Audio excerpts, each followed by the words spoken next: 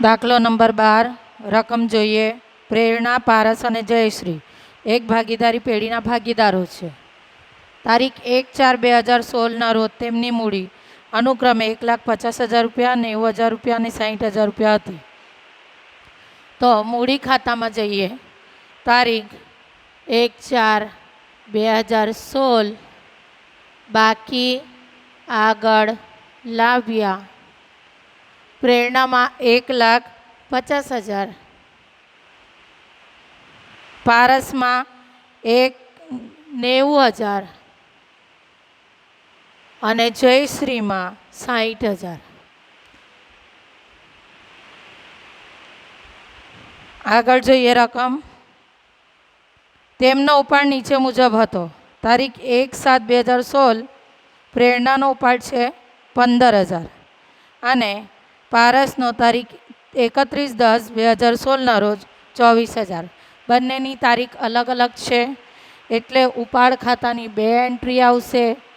પહેલું લખીશું 1/7/2016 ઉધાર બાજુ પર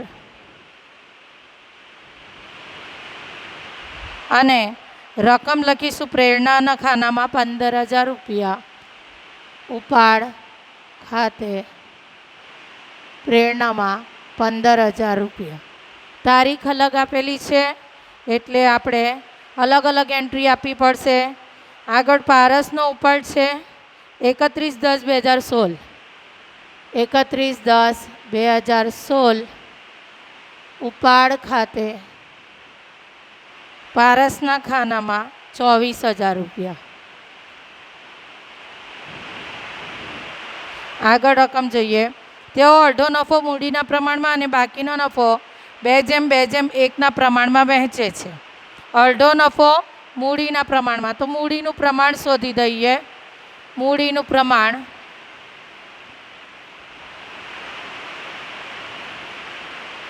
બરાબર 1,50,000 જેમ 90,000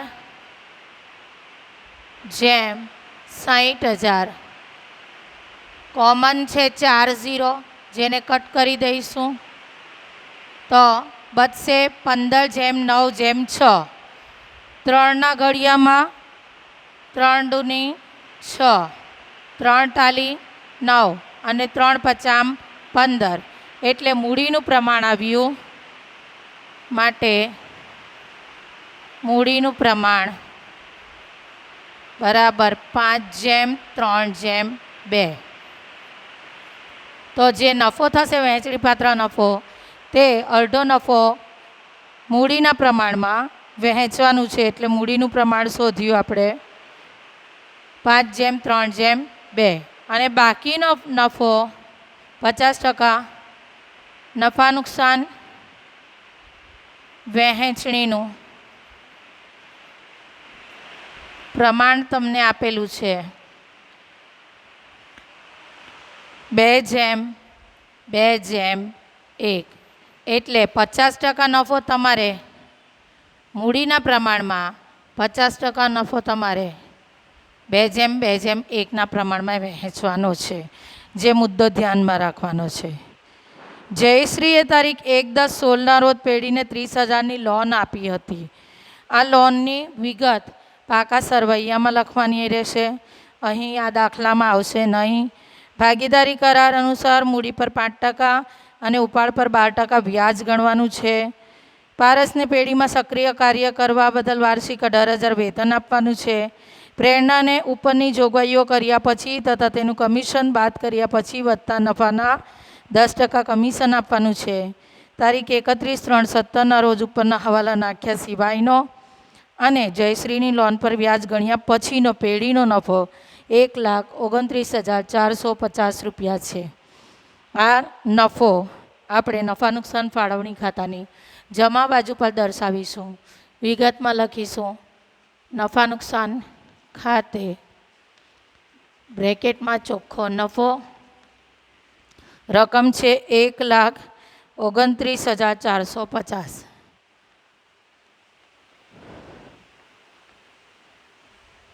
આ નફો હવાલા નાખ્યા પહેલાંનો છે અને લોન પર વ્યાજ ગણ્યા પછીનો નફો છે. એટલે ચોખ્ખો નફો નફા નુકસાન ફાળવણી ખાતાની જમા બાજુ પર નફા નુકસાન ખાતેથી લાભ યાતે લખીએ.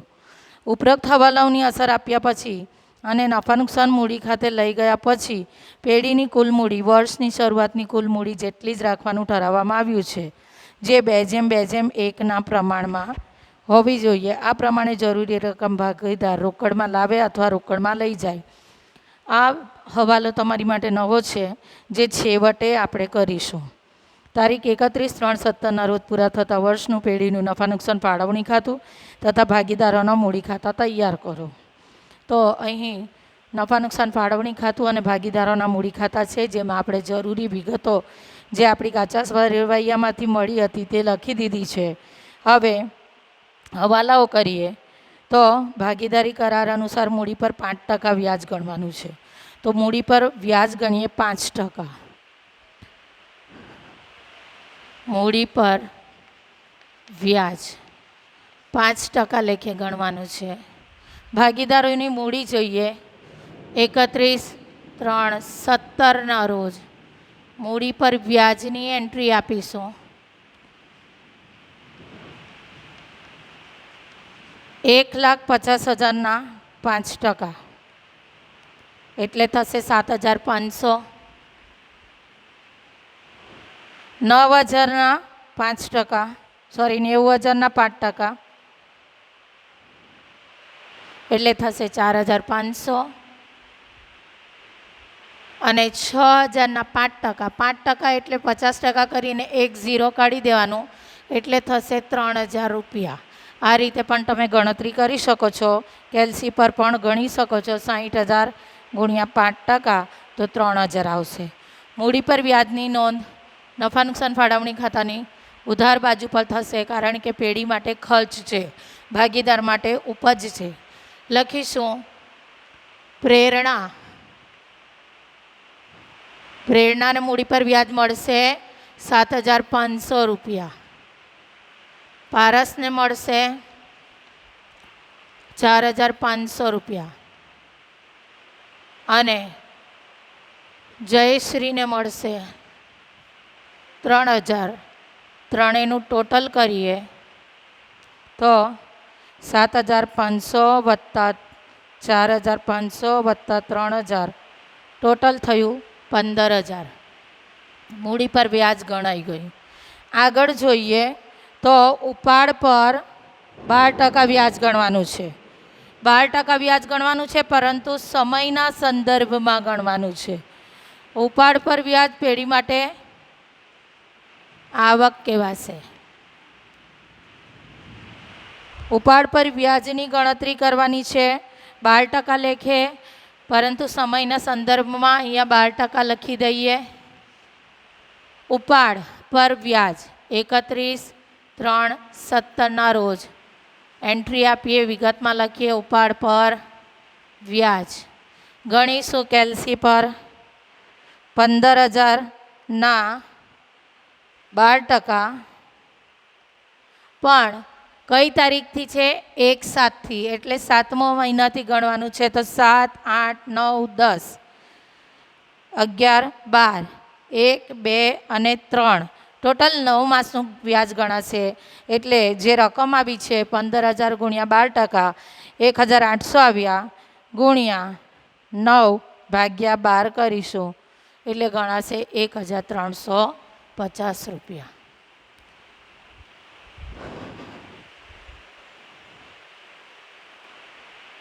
આગળ એ જ રીતે પારસનું ઉપાડ પર વ્યાજ ગણીશું તો 24,000ના 12%, પણ કેટલા માસનું? તો 31/10 એટલે 10મો મહિનો પૂરો થયો. અહીંયા 1 તારીખ છે 7મા મહિનાની, એટલે શરૂ થયો તો 7મો મહિનો ગણાશે. જ્યારે અહીંયા 31/10 એટલે 10મો મહિનો પૂરો થઈ ગયો છે, એટલે 11, 12, 1, 2 અને 3 એમ ટોટલ 5 માસનું વ્યાજ ગણવાનું રહેશે. તો જે રકમ આવી છે 24,000 ગુણ્યા 12% તો 2,880 ગુણ્યા 5 ભાગ્યા 12, જવાબ આવશે 1,200 રૂપિયા. આ ઉપાડ પર વ્યાજની એન્ટ્રી તમારે નફા નુકસાન ફાળવણી ખાતામાં કરી દેવાની છે. પ્રેરણામાં લખીશું 1350 અને પારસમાં લખીશું 1200. બંનેનો ટોટલ કરીએ તો આવશે 2550. આંકડા લખતી વખતે ધ્યાન રાખવું, એકમના નીચે એકમ, દશકના નીચે દશક આવવું જોઈએ.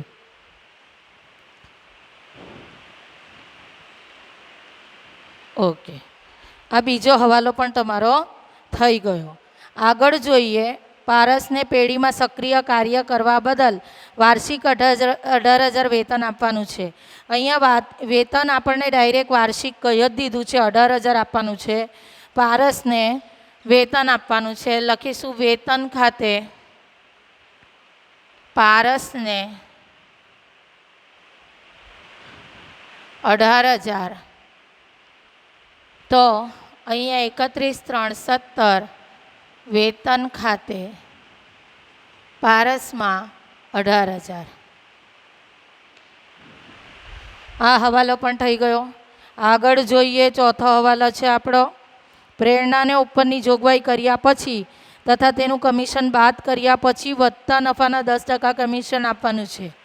આ કમિશન શોધવા માટે તમારે પહેલાં નફો શોધવો પડશે. નફો શોધવા માટે તમારે જે વિગતો તમારી પાસે છે તે વિગતોનો સરવાળો, જમા બાજુનો સરવાળો કરીશું. જમા બાજુનો સરવાળો કરીએ કેલ્સી પર 1,29,450 વત્તા 2,550, ટોટલ થયું 1,32,000.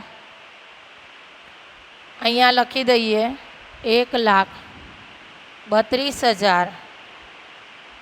ઉધાર બાજુ પર પણ લખી દઈએ 1,32,000. હવે આપણે કમિશનની ગણતરી કરીશું. કમિશન ગણવા માટે તમારે એ ધ્યાનમાં લેવાનું છે કે કમિશન શબ્દ કેટલી વાર આવ્યો છે. એક વાર છે કે 2 વાર. જો 2 વાર કમિશન શબ્દ આપ્યું હોય તો તમારે સૂત્ર નંબર 2નો ઉપયોગ કરવાનો છે, જે છે ચોખ્ખો નફો ગુણ્યા કમિશનના ટકા છેદમાં 100 વત્તા કમિશનના ટકા. તો આપણે નફો મેળવવાનો છે એટલે 1,32,000 માઇનસ 15,000 માઇનસ 18,000 તો 99,000 મળશે. અહીંયા માટે કમિશન લખીશું 99,000 ગુણ્યા કમિશનના ટકા. કેટલા ટકા કમિશન આપવાનું કહ્યું છે તમને? તો 10% છે એટલે ઉપર 10 લખીશું, નીચે 100 વત્તા 10 એટલે 110 લખી દઈશું અને તેની ગણતરી કરીએ. 99,000 ગુણ્યા 10 ભાગ્યા 110. કમિશન આવ્યું 9,000. 9,000 કમિશન લખી દઈએ. આ કમિશન કોને આપવાનું કહ્યું છે? પ્રેરણાને. એટલે અહીંયા લખીશું કમિશન પ્રેરણાને 9,000 રૂપિયા. જેની બીજી એન્ટ્રી તમે લખશો ભાગીદારોના મૂડી ખાતામાં. લખીશું કમિશન ખાતે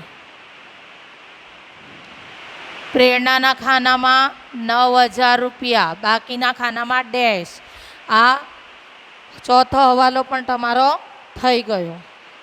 હવે જે મુખ્ય બાબત તમને કહી છે તે છે મૂડીનું પ્રમાણ શોધીને 50% નફો મૂડીના પ્રમાણમાં અને બાકીનો નફો નફા નુકસાન વહેંચણીના પ્રમાણમાં વહેંચણી કરવાની છે. અહીંયા જે સરવાળો કર્યો હતો 1,32,000, તેમાંથી આપણે 15,000 અને 18,000 માઇનસ કર્યા હતા તો 99,000 આવ્યા. 99,000માંથી કમિશન 9,000 માઇનસ કરીએ તો નફો આવશે 90,000. આ 90,000 નફાની વહેંચણી તમારે 50% રકમ મૂડીના પ્રમાણમાં અને 50% રકમ નફા નુકસાન વહેંચણીના પ્રમાણમાં વહેંચવાની છે. તો અહીંયા વિગત લખીશું. ભાગીદારોના મૂડી ખાતે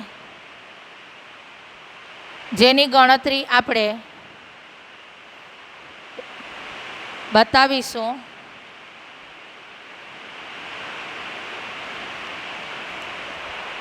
મૂડીના પ્રમાણમાં 50% અને નફા નુકસાન વહેંચણીના પ્રમાણમાં 50%. તો મૂડીનું પ્રમાણ અહીંયા આપણે શોધી કાઢ્યું છે. જે રકમ છે નફાની તે લઈશું. નફો કુલ આવ્યો છે 90,000 રૂપિયા. તેના 2 ભાગ કરી દઈએ. 50% નફો એટલે 45,000 રૂપિયા. બીજા 50% નફો એટલે 45,000 રૂપિયા. જેની વહેંચણી 50% વહેંચણી 5:3:2 પ્રમાણમાં કરવાની છે. 5:3:2 પ્રમાણમાં. અને બાકીના નફાને તમારે વહેંચવાનું છે 2:2:1 પ્રમાણમાં. તો કેલ્સી પર ગણતરી કરીશું. લખીએ નામ. પ્રેરણા, પારસ અને જયશ્રી. 45,000 ગુણ્યા કેલ્સી પર ગણતા જઈશું. ગુણ્યા 5 ભાગ્યા 5 ને 3 8 ને 2 10 એટલે 22,500.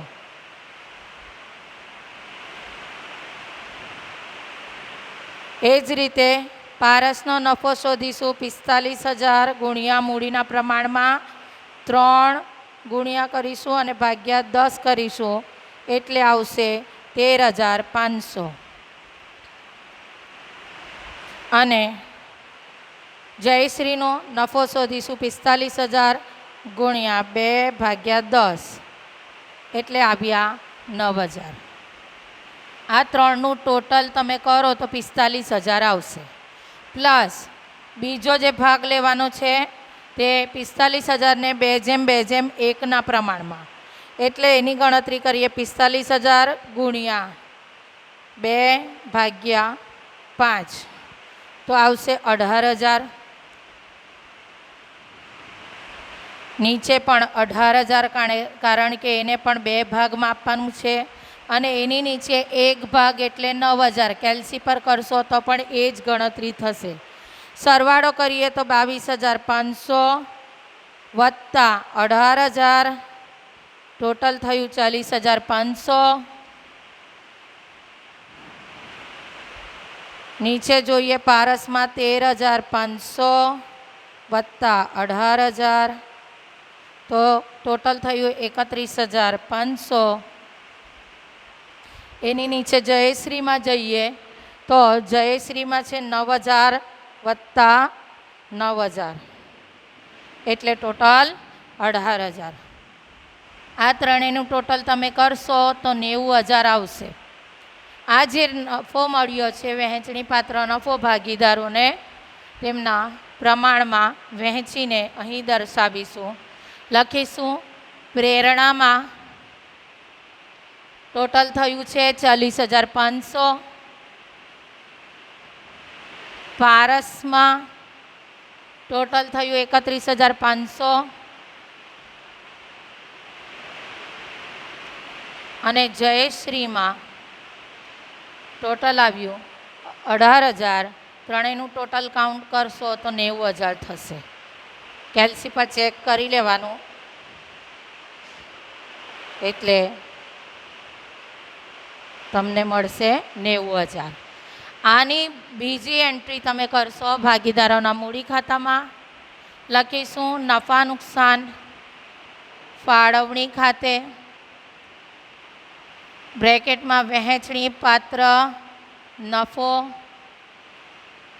રકમ લખીશું 40,500 પારસમાં લખીશું 31,500 અને જયશ્રીમાં લખીશું 18,000. હવે અહીંયા સુધી તો તમે હમણાં સુધીના ઘણા દાખલાની અંદર કરી ચૂક્યા છો. આગળ જે નવું તમારી માટે છે તે છે કે ઉપરોક્ત હવાલાઓની અસર આપ્યા પછી અને નફો નુકસાન મૂડી ખાતે લઈ ગયા પછી પેઢીની કુલ મૂડી વર્ષની શરૂઆતની કુલ મૂડી જેટલી જ રાખવાનું ઠરાવવામાં આવ્યું છે. શરૂઆતની મૂડી જેટલી હોય તેટલી જ મૂડી આપણે ગણતરીમાં લેવાની છે. ટોટલ એટલી જ મૂડી રહેવી જોઈએ, પરંતુ તે 2:2:1 પ્રમાણમાં હોવી જોઈએ. એ માટે જરૂરી રકમ ભાગીદાર રોકડમાં લાવે અથવા રોકડમાં લઈ જશે. તો મૂડીનું પ્રમાણ તમને આપ્યું છે 2:2:1. મૂડીનું પ્રમાણ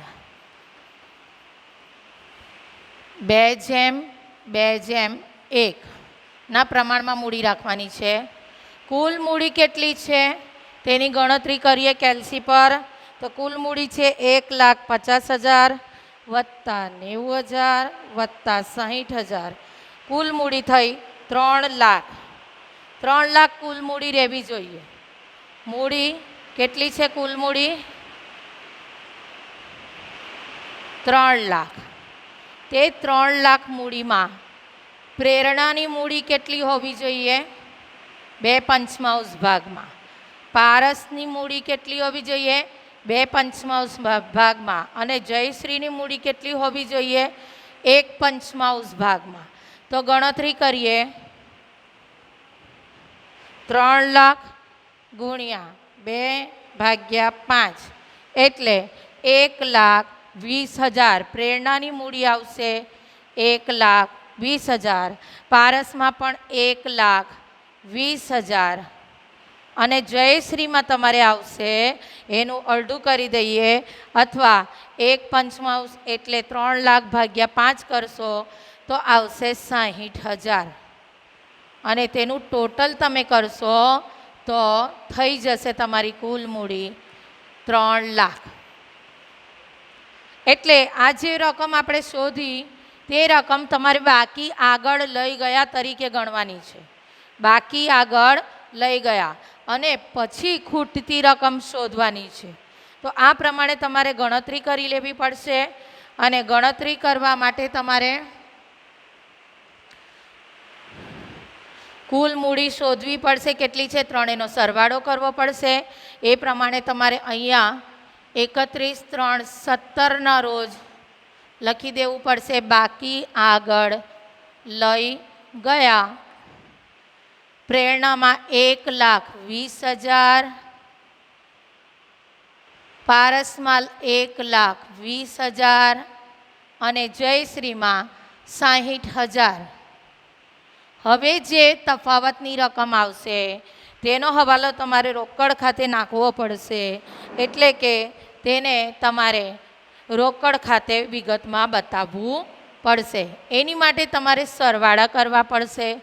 સરવાળો કરતી વખતે જોવું પડશે કે કઈ બાજુ વધારે મોટી રકમ છે. એ બાજુનો સરવાળો પહેલાં કરીશું. તો અહીંયા સ્વાભાવિક રીતે જોઈએ તો 1,50,000 છે વત્તા 70,000 કરવાનું છે. 1,50,000 વત્તા 7,500 વત્તા 9,000 વત્તા 40,500 એટલે ટોટલ થયું 2,07,000. 2,07,000 જમા બાજુ પર લખી દઈશું. તે જ સરવાળો આપણે ઉધાર બાજુ પર પણ લખી દઈશું. 2,07,000 અને જે ખૂટતી રકમ છે એટલે કે 2,07,000માંથી માઇનસ કરીશું 15,000 માઇનસ 1,350 માઇનસ 1,20,000. તો જે રકમ આવી 70,650 તેને તમે રોકડ ખાતે હવાલો લખશો. રોકડ ખાતે 70,650. એ જ રીતે પારસના સરવાળા કરીશું તો જોઈ લેવાનું કઈ બાજુ વધારે છે તે પ્રમાણે તમારે ગણતરી કરવાની છે. તો તે પ્રમાણે આપણે જોઈશું. તો અહીંયા 90,000 છે, 18,000 છે, 31,500 છે, અહીંયા 1,20,000, 24,000 અને 1,200 છે. એ પ્રમાણે તમે ગણતરી કરશો તો ખ્યાલ આવશે કે પારસની પણ જમા બાકી નીકળે છે. પારસની ઉધાર બાકી નીકળે છે. પારસની ઉધાર બાકી છે એટલે આપણે એનો ઉધાર બાજુનો સરવાળો કરીશું. 24,000 વત્તા 1,200 વત્તા 1,20,000 ટોટલ થયું 1,45,200 રૂપિયા. તો ઉધાર બાજુનો સરવાળો વધારે છે એટલે ઉધાર બાજુ પર 1,45,200 રૂપિયા લખી દઈશું. એ જ સરવાળો તમારે જમા બાજુ પર લખવાનો છે. 1,45,200 રૂપિયા અને અહીંયા લખીશું તારીખ 31/3/17 રોજ રોકડ ખાતે તફાવતની રકમ શોધીશું. પારસના ખાનામાં 1,45,200 માઇનસ 90,000 માઇનસ 4,500 માઇનસ 18,000 માઇનસ 31,500 એટલે 1,200 રૂપિયા આવશે. એ રીતે આપણે જયશ્રીના ખાનાનું ટોટલ કરીશું. તો જયશ્રીમાં જમા બાકી નીકળશે. જમા બાકી છે એટલે જમા બાજુનો સરવાળો કરીશું. 60,000 વત્તા 3,000 વત્તા 18,000 ટોટલ આવ્યું 81,000. 81,000 ટોટલના ખાનામાં લખશું. અહીંયા પણ લખી દઈશું 81,000. 81,000માંથી 60,000 બાદ કરીશું તો મળશે રકમ 21,000, જે રોકડ ખાતે હવાલો લઈ જઈશું. 21,000 અહીં પ્રેરણા અને જયશ્રીની જમા બાકી છે એટલે તફાવત જે આવ્યું તે આપણે ઉધાર બાજુ પર રોકડ ખાતે લઈ ગયા. જ્યારે પારસની ઉધાર બાકી છે એટલે જે તફાવતની રકમ છે તે આપણે જમા બાજુ પર લખી અને હવાલો રોકડ ખાતે આપ્યો. એનો અર્થ એવો થયો કે પારસે 1,200 રૂપિયા મૂડી પેટે લાવવા પડશે અને એની સામે જે ભાગીદારો છે પ્રેરણા અને જયશ્રી તેમણે 70,650 રૂપિયા અને 21,000 રૂપિયા જયશ્રીએ લઈ જવા પડે. તો તેમની મૂડી 2:1 પ્રમાણમાં હવે પછી પેઢીમાં ચાલુ રહેશે. પહેલાં ભાગીદારોની મૂડી હતી પ્રેરણાની 1,50,000, પારસની 90,000 અને જયશ્રીની 60,000. પરંતુ હવે મૂડી ટોટલ કુલ મૂડી તો 3 લાખ જ રહેવી જોઈએ અને એને તમારે આ પ્રમાણમાં વહેંચણી કરવાની. એટલે કે બાકી આગળ લઈ ગયા પહેલાં લખી દેવાનું અને પછી તફાવતની રકમ આવે તેને તમારે રોકડ ખાતે દર્શાવવાનું છે. આ દાખલો અહીં પૂરો થાય છે અને આ ચેપ્ટર પણ અહીં પૂરો થાય છે. ફરીવાર નેક્સ્ટ સેશનમાં મળીશું. ત્યાં સુધી ઘરે રહો, સુરક્ષિત રહો. અલ્લાહ હાફિઝ.